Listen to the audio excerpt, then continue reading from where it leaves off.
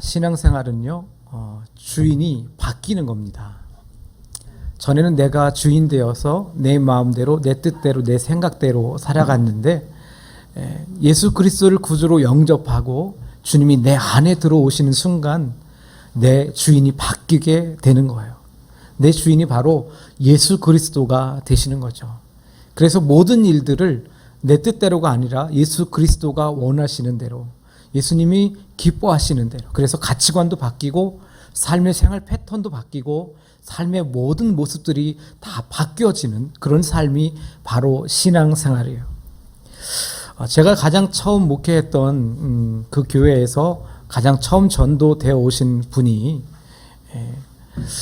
그분이 집사님이 되고 지금은 안수 집사님이 되셨는데 그분 가족들도 아무도 교회를 다니지 않았어요. 아들, 딸은 다른 교회 다녔구나. 그런데 아내는 교회를 다니지 않았습니다. 원래는 이 가정은 토요일만 되면 아내가 이제 주중에 열심히 일하니까 토요일 날에 주로 여행을 이제 많이 가는 그런 집이었어요. 주로 토요일 날 가서 주일 날 와야 1박이 되지 않습니까? 그런데 남편이 이제 예수 믿고 신앙생활을 시작하게 되면서 여행이 딱 끊어진 거예요. 남편이 모든 우선순위를 주일 예배에 포커스를 맞추고 그 어떤 것보다도 예배를 우선 드리기로 한 거예요. 그러니까 아내는 불만이 많죠. 여행 가야 되는데 여행은 안 가고 남편은 혼자서 매일 예배만 가니까 처음에는 얼마나 다투고 그랬겠어요. 그런데 이 남편 집사님이 얼마나 기도를 열심히 하시고 얼마나 열심히 신앙생활을 하시는지 아내가 감동을 받은 것 같아요. 그래서 아내도 함께 신앙생활을 시작합니다. 그러면서 아내도 열심히 교회에서 봉사하고 토요일이면은 온 가족이 교회에 나와서 교회를 청소하고 연습하고 하면서 하나님을 기쁘시게 하는 삶을 살기 시작했어요. 그리고 지금까지도 단 한 번도 빠지지 않고 매주 주의를 지키면서 철저하게 하나님 앞에 11조도 드리고 얼마나 열심히 봉사하면서 사는지 몰라요. 그 가정을 볼 때 모든 사람들이 다 그렇게 이야기해요.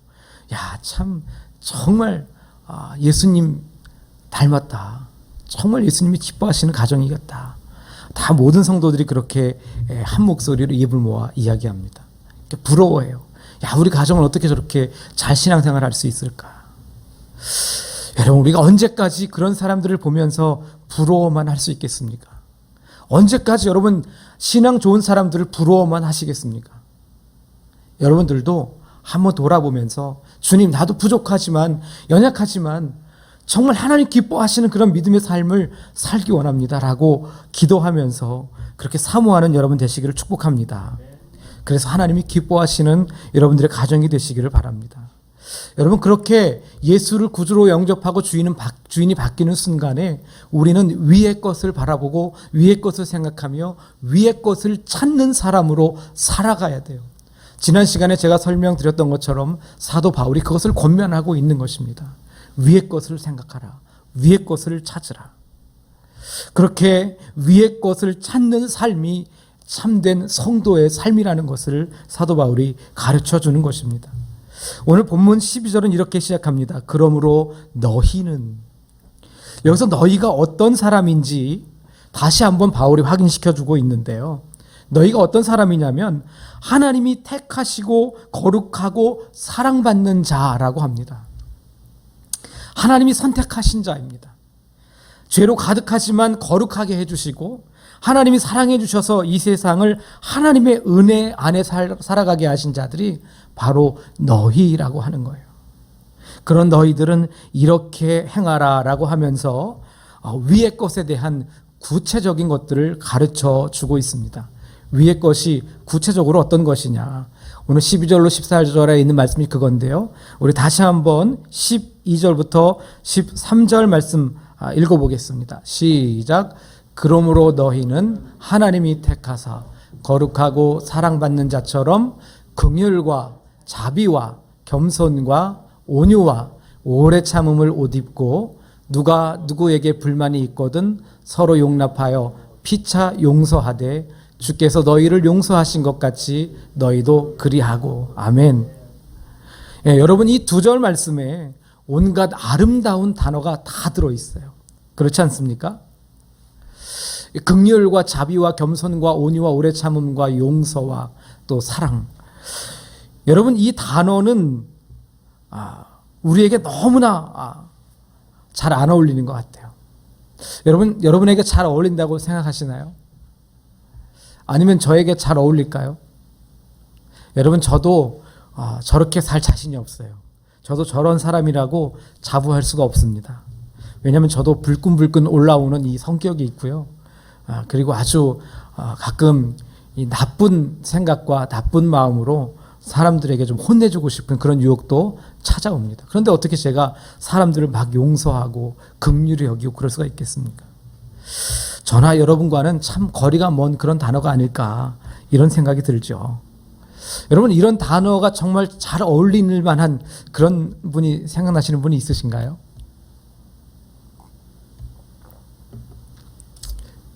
없는 것 같아요?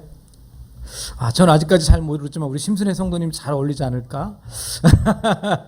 제가 잘 모르기 때문에 그래요. 네. 그런데 정말 잘 어울리실 수 있는 분이 누구예요?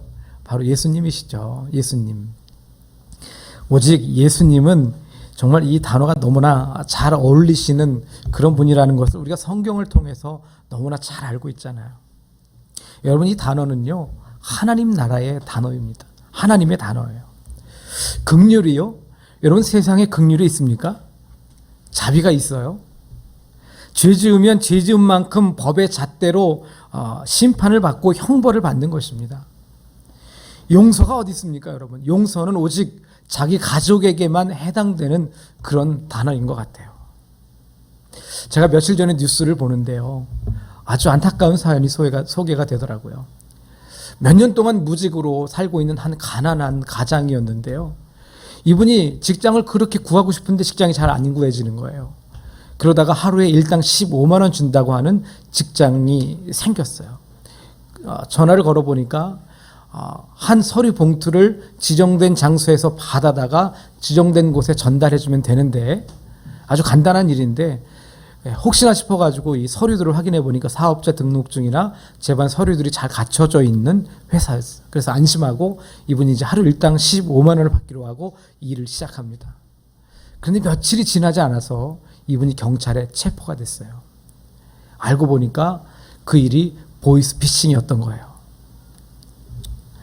참 너무나 안타깝습니다. 이분은 전혀 이것이 보이스피싱인지 알지 못하고 시키는 대로 그것을 받아서 전달을 한 건데, 이분이 보이스피싱의 조직원으로 해서 사기 혐의로 그만 이제 실형을 살게 되는 그런 재판을 받게 될 것 같아요. 만약에 여러분, 이분이 돈이 있거나 좀 어느 정도 권력이 있었다면 이렇게 실형을 당할 수 있을까요? 아마 틀림없이 좋은 변호사를 쓰거나 백을 써서 얼마든지 무혐의 처리되거나 아니면 집행유예 정도로 끝날 수 있을 거예요. 그런데 이분은 아무런 백도 없고 돈도 없기 때문에 변호사를 살 수도 없기 때문에 어쩔 수 없이 그냥 실형을 살을 수밖에 없는 그런 상황 가운데 있는 거예요. 여러분, 여기에 무슨 긍휼이 있고 무슨 용서가 있습니까? 보이스피싱에 당한 그 피해자도 너무 안 됐지만 일자리가 생겼다는 이 기쁜 마음으로 일을 했는데 범죄자가 되어버린 이 가장이 얼마나 안타깝습니까? 여러분, 이 사람 외에도 억울한 사람이 너무 많을 것 같아요. 긍휼히 여기고 용서해주면 좋을 것 같은데 너무나 많은 사람들이 이렇게 억울한 사연으로 실형을 살게 되는 모습들을 보게 됩니다. 여러분, 우리는 죄인일까요, 아닐까요?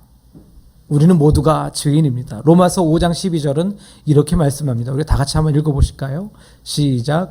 그러므로 한 사람으로 말미암아 죄가 세상에 들어오고 죄로 말미암아 사망이 들어왔나니 이와 같이 모든 사람이 죄를 지었으므로 사망이 모든 사람에게 이르렀느니라.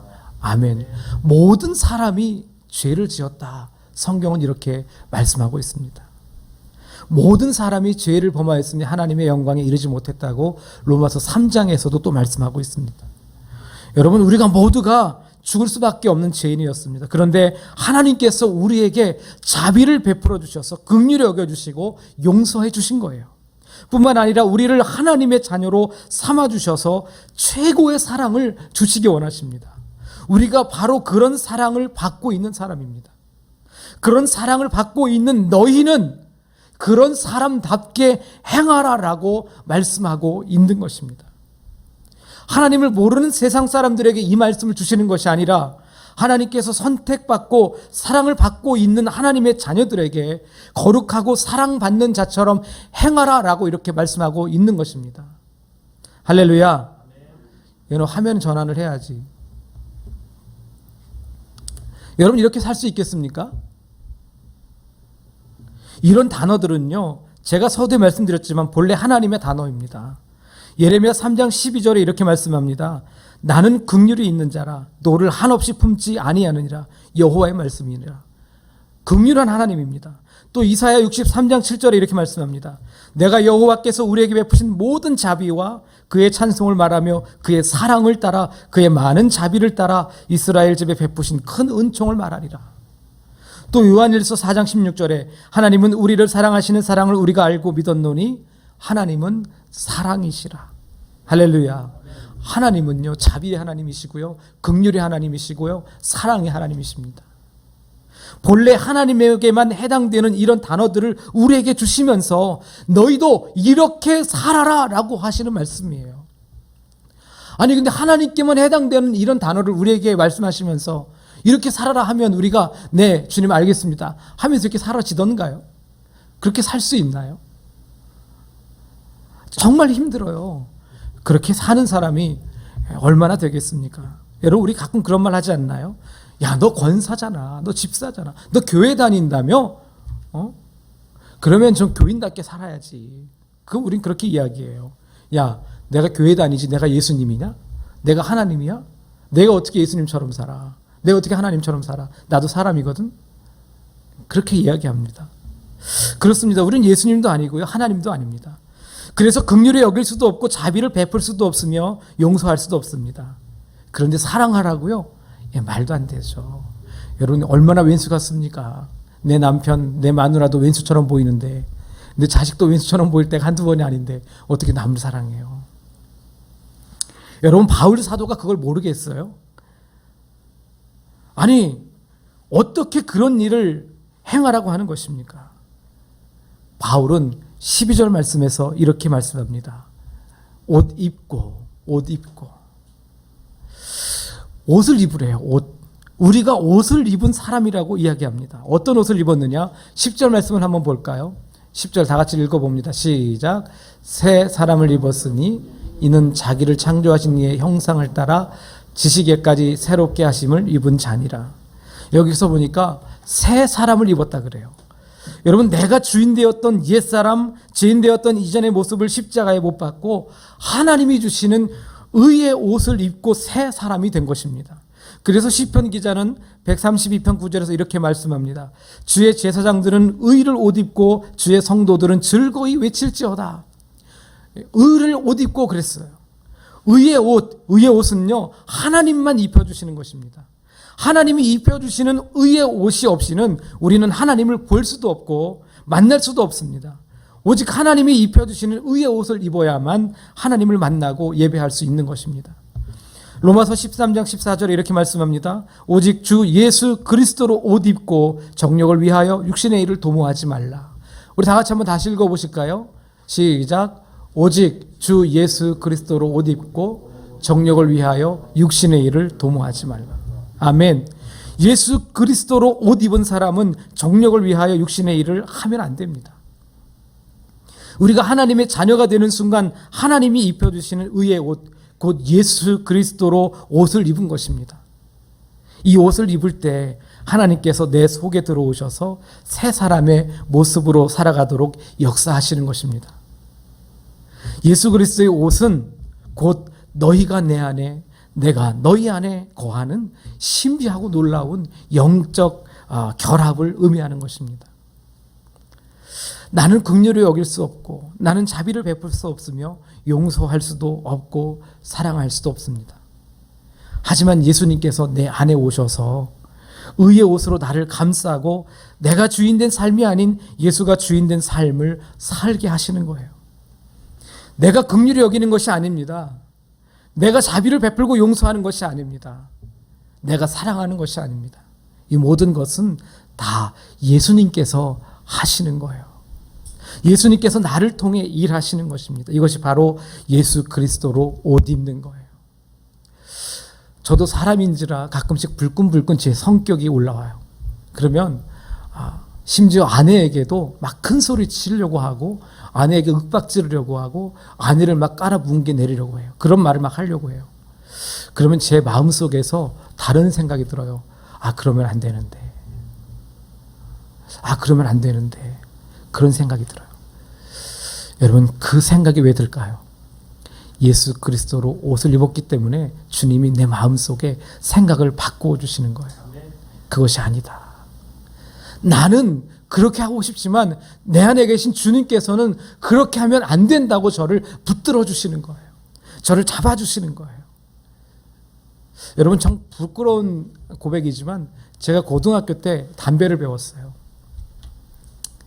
여느 날과 마찬가지로 담배를 피우고 집에 가는데 그런 생각이 들어요. 내가 이렇게 담배를 피우면 나를 위해서 기도하는 사람들이 실망할 텐데, 마음이 아플 텐데, 담배를 끊어야 되겠다. 그런 생각이 들어요. 왜 그런 생각이 들까요? 제가 예수 그리스도로 옷을 입고 있으니까 주님께서 제 안에 그런 생각을 넣어주시는 거죠. 그래서 제가 바로 담배를 피우지 않았습니다. 여러분, 예수님께서 나를 통해 일하시는 것, 이것이 바로 예수 그리스도로 옷 입는 것입니다. 여러분, 손양원 목사님을 한번 생각해 보세요.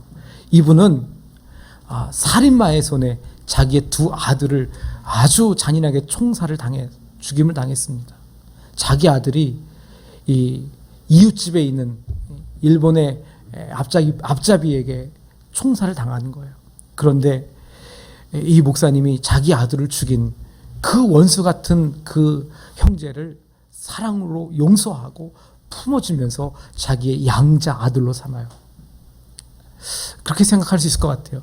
목사니까 사람들에게 얼마나 보이고 싶으면 그렇게까지 하겠냐. 근데 여러분, 그 목사님은 진심으로 그 형제를 자신의 아들로 품어주시고 용서해 주셨어요. 정말 평생 돌아가시는 그날까지 아들로 그 형제를 대해주었습니다. 그리고 그 형제도 그 목사님의 진심을 알아차리고 회개하고 정말 너무너무 신실한 주님의 사람으로 변화되어 살았습니다. 2001년도에 한 방송 프로그램에서 할머니가 운영하는 국수 가게가 소개된 적이 있어요. 그 국수 가게에서 국수 가게가 소개가 되고 방송에 나온 다음에 파라과이에서 한 남성분이 제보를 했습니다. 어떤 제보였냐면 이런 거예요. 자기가 사업을 운영하다가 아주 믿던 사람에게 그만 사기를 당했어요. 그래가지고 모든 재산을 다 팔아가지고 다 날리고 부도 맞고 그 다음에 한순간에 노숙자 신세가 되었습니다. 추운 겨울에 사회에 대한 이 분노와 절망감을 가지고 휘발유 한 통만 들고 다니면서 다 불사질러 죽이고 자기도 불타서 죽겠다, 그런 마음으로 이 휘발유 한 통을 들고 다녔는데 추운 겨울날 여러 날을 굶었잖아. 너무 배가 고프니까 이분이 이제 국수집에 들어가는 거예요. 아침에 들어가서 국수를 시켜가지고 한 그릇을 먹었어요. 두 그릇을 먹었어요. 순식간에 세 그릇을 해주었어요. 계산을 해야 되는데 돈이 없잖아요. 그러니까 이분이 쏜살같이 열린 문을 향해 달려나갔습니다. 그런데 할머니가 막 쫓아나가면서 이 사람에게 이야기하는 거예요.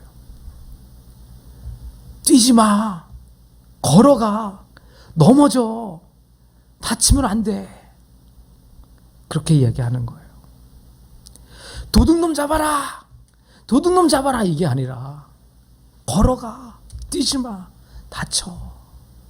이 이야기를 들은 그 남성은 그 자리에 주저앉아서 펑펑 울었다고 합니다.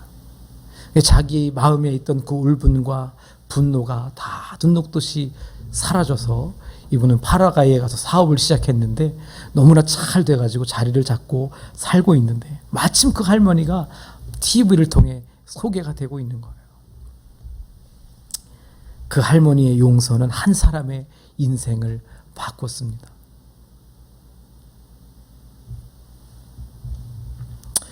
여러분, 우리는 하나님께 용서받은 사람들입니다. 용서를 배운 사람들입니다. 우리를 용서하신 하나님께서 용서하라고 가르쳐 주십니다. 나에게 상처 준 사람, 나를 아프게 한 사람, 나를 힘들게 한 사람, 나를 고통스럽게 한 사람, 나를 불편하게 한 사람, 그 사람이 어떤 사람이든 다 용서할 수 있기를 바랍니다. 내 힘으로는 안 돼요. 그러나 예수 그리스도로 옷 입어야 합니다. 우리가 예수로 옷 입었다면 그분께 요청하십시오. 예수님, 내가 용서하기 원합니다. 내가 정말 왼수 같은 사람이지만 용서하기 원합니다. 나에게 고통을 주고 나에게 아픔을 주고 나에게 상처 준 사람이지만 저 사람까지도 나는 용서하기 원합니다. 나는 용서할 수 없지만 주님 용서할 수 있도록 도와주세요 라고 주님 앞에 요청하십시오. 그러면 우리 주님께서 여러분에게 찾아오셔서 여러분을 도와주실 것입니다. 그래서 로마서 8장 26절에 사도 바울은 이렇게 말씀합니다. 이와 같이 성령도 우리의 연약함을 도우시나니 우리는 마땅히 기도할 바를 알지 못하나 오직 성령이 말할 수 없는 탄식으로 우리를 위하여 친히 간구하시느니라. 우리의 연약함을 성령께서 도우시는 거예요. 여러분이 예수님께 요청하고 그것이 예수님께서 기뻐하시는 것이라면 그 기도를 들어 응답하실 것입니다. 할렐루야. 우리 그렇게 주님 앞에, 하나님, 내가 주님 앞에 그렇게 간구하며 주님 앞에 요청할 때 주님 내 기도를 들어주십시오. 그렇게 기도하며 살 때 우리 하나님은 여러분의 삶의 모습을 더욱더 기뻐하시는 것입니다. 마지막으로 예수 그리스도로 옷을 입은 사람은 사랑의 띠를 매야 합니다. 14절 말씀에 이렇게 말씀하고 있어요. 이 모든 것 위에 사랑을 더하라. 이는 온전하게 매는 띠니라. 사랑을 더하래요. 사랑. 사도 바울이 이 시적인 표현을 참 많이 쓰는데요. 여기도 그런 표현이 나오죠. 온전하게 매는 띠. 온전하게 매는 띠. 여러분, 볏짚단이 막 흩어져 있으면은 이걸 어떻게 주워서 사용하기 어렵잖아요. 근데 이걸 막 뭉쳐가지고 띠로 딱 두르면 어떻게 돼요? 사용할 수 있는 완벽한 어떤 그런 재료가 되는 거예요. 여러분, 사랑의 띠로 우리를 온전하게 매라고 합니다. 사랑의 띠는요, 마침내 완성하게 하는 마침표와 같은 거예요. 어쩌면 활용점정이 여기에 어울리는 단어가 아닐까 하는 생각이 들어요. 여러분, 나 혼자는 부족한 게 너무 많아서 도저히 할 수가 없어요. 내가 기도하지 못할 때 사랑의 띠로 묶어진 성도가 나를 위해 기도해주고, 내가 말씀대로 살지 못할 때 목사님께서 나에게 말씀으로 권면해주고, 내가 부족한 것이 있을 때 또 다른 성도가 도와주고 채워줘서 마침내 온전하게 만드는 것입니다. 오직 이것은 사랑의 띠로 매어 있을 때만 가능한 거고요. 제가 볼 때 교회에서 가장 중요한 역할은 바로 이것이라고 생각합니다. 사랑의 띠로 매어지는 거. 예? 성도들이 각 지체가 되어 아름다운 연합을 이루는 것이 교회의 가장 중요한 역할이라고 저는 생각을 합니다. 그런데 여러분, 사랑의 띠로 메워지지 못하고 예수 그리스도를 머리로 하고 성도가 각 지체가 되어 연합을 이루어야 되는데 연합을 이루지 못하면 그것은 교회의 온전한 역할을 할 수 없다고 생각합니다. 그래서 편하게 그냥 큰 교회에서 아무도 모르게 나 혼자 조용히 예배드리고 집에 가야겠다라고 생각하는 것은요, 대단히 위험한 생각입니다. 나 혼자 유튜브로 얼마든지 예배할 수 있으니까 나는 계속 유튜브만 예배하겠다라고 하는 것은 너무나 위험한 생각이라고 저는 생각합니다. 왜냐하면 이 교회의 연합을 이룰 수가 없기 때문에 그렇습니다. 만약 그것이 가능하다면 하나님께서 교회를 허락하지 않으셨을 것입니다. 만약 그것이 가능했다면 하나님께서 성도를 거룩한 공동체로 불러와 모으지도 않았을 거예요. 여러분, 우리의 몸은 하나님의 성전이 분명하지만 교회는 성도들의 모여야 가능한 거예요. 교회는 공동체입니다. 이걸 절대로 잊으면 안 돼요. 나는 부족하지만 다른 성도들이 나의 부족함을 보고 기도해주고 도와주고 협력해 줄 때 나는 온전하게 구원에 이룰 수 있게 되는 것입니다. 저는 그런 생각이 들어요. 하나님은 전능하시잖아요. 전능하신 하나님인데 우리는 삼위일체 하나님을 배워요. 성부 하나님, 성자 하나님, 성령 하나님. 왜 하나님이 삼위로 일을 하셨을까? 굳이. 저는 교회의 본질을 가르쳐 주시려고 하나님이 삼위로 하시지 않았을까? 삼위가 연합하여 아름다운 하나님의 일을 온전히 이루신 것이 아닐까 하는 생각이 듭니다.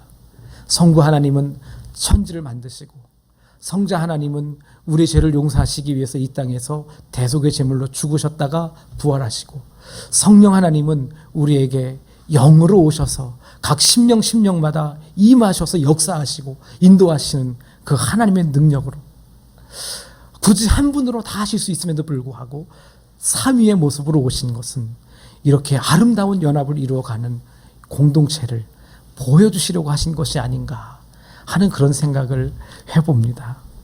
할렐루야. 우리 정말 부족하고 연약합니다. 이제 말씀을 정리합니다. 여러분, 우리가 단톡방에 말씀을 올리고 아멘을 하는 것은요, 올리는 사람에게 격려가 되고 또 그것을 읽는 사람에게 은혜를 끼치고 도전을 줍니다. 그래서 말씀을 묵상하고 나누기 위해서 노력해야 돼요. 이게 바로 사랑의 띠로 온전히 메어지는 노력인 거예요. 노력이 있어야 돼요. 다른 성도가 부족한 곳이 보이면 직분이 권사이든 집사이든 심지어 목사이든 간에 기도하고 또 용서해주고 사랑으로 품어주는 하나님이 기뻐하시는 성도가 되시기를 주님의 이름으로 축원합니다. 기도하겠습니다.